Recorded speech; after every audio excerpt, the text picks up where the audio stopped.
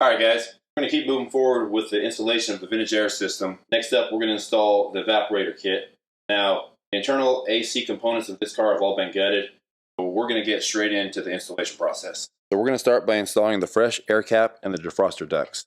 Now look down inside here, there is a part number stamped. That way you can identify the difference between the left and the right side. Screws you need to do the fresh air cap, those come with your vintage air system. You're also going to need some silicone to put around the edge here before you put it in place. Now to put in your defroster ducts, you're going to need this OEM hardware that should have came with your car. Now look closely on these. They got a little tang there. Put these in. Slide them up to the bottom. I'm going to put tang facing the round part of the hole backwards. So little tang catches, locks it in.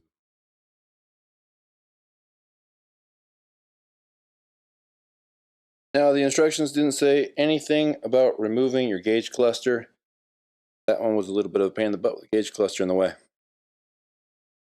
Now we're going to use the fresh air cap they provided to fill this hole. We're going to use this as a template.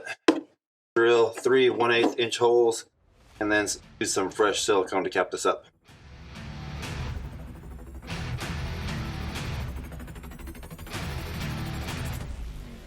So I picked my hole locations based on where I thought it was going to be easiest to get my drill in here. Tell you what, if I had to do it again, I'd probably avoid this corner right here. Seems like there's a lot of layers of metal. I ended up breaking a drill bit. That was a little bit of a pain in the butt to get through, but I think ultimately it's going to work. So the instructions say to put a 1/4 inch bead of silicone around the mating surface. I'm going to scuff it up real quick. I don't like putting sealants on anything that hasn't really been scuffed. This is pretty smooth. Super quick. Alright, now we're going to put a bead of silicone around it.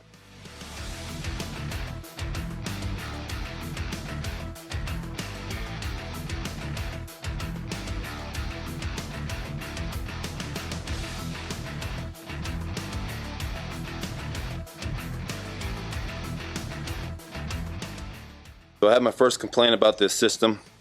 The firewall block-off plate, paint was chipping when I got it. Black. Would have been nice to see an aluminum option. I'm probably going to end up color matching this to my car. So this should be a quick, simple mock-up. Bolt and washer goes on the engine bay side. Washer and nut goes on the interior. And there's a sheet metal screw that goes on this corner.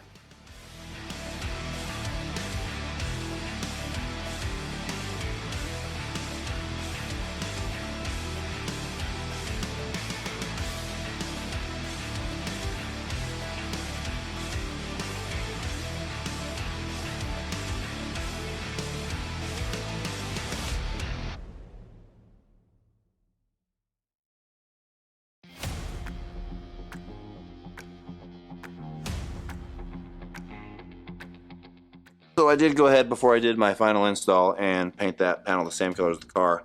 It looks much nicer. Very happy with it. That's going to work out nice. Alright, so I got the 408 installed. Yeah, separate series coming out eventually about that. From it.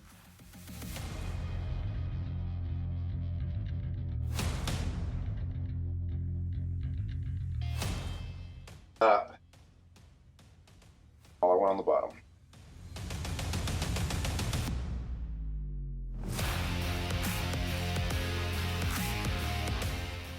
Alright, so that's what it looks like once it's all installed. I used the rounded Allen wrench to force this in from the back side. Wires installed already. A little tricky. Alright, so next up it says we're install all of the brackets, hard line.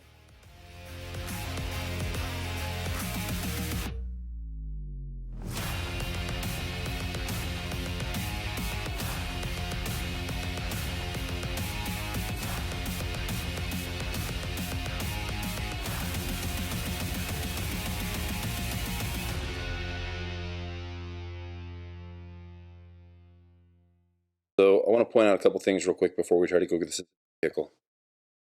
Fittings right here, I believe they're about 1.25 inches. I went and got some crow's feet so I could torque them down. but the set only went up to 1 inch.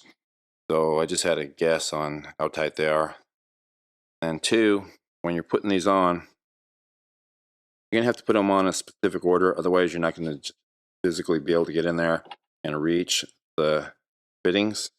Make sure you're using a second wrench to hold this so you don't damage anything inside your main unit. Okay, so you're going to want to put on the bottom one first, back one right here, second, put on this one third, and finally you're going to put on this one. Alright, so the section right here, they want us to install this press tape. Section right here on the station on how the AC works.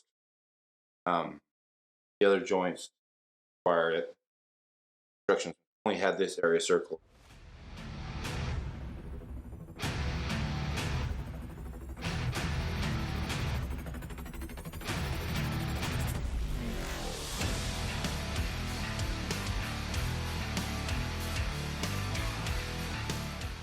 So apparently when I did my metal work, I filled the holes this bracket was supposed to go into. So, show you guys what I did if it helps anybody out. Tape the level onto the unit. I got it pretty much lined up. Use the top end of a jack stand, kind of prop it. I use one of these little Harbor Freight pokers to poke a hole in my mat here, get my first hole. I'm gonna pull the unit out, get the first hole in, re-level it, and get the second one.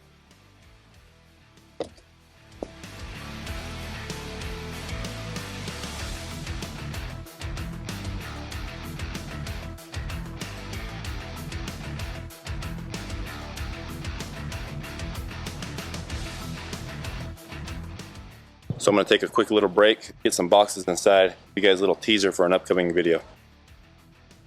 As soon as I finish getting that vintage air system installed, this is going to be the next project I'm going to be working on.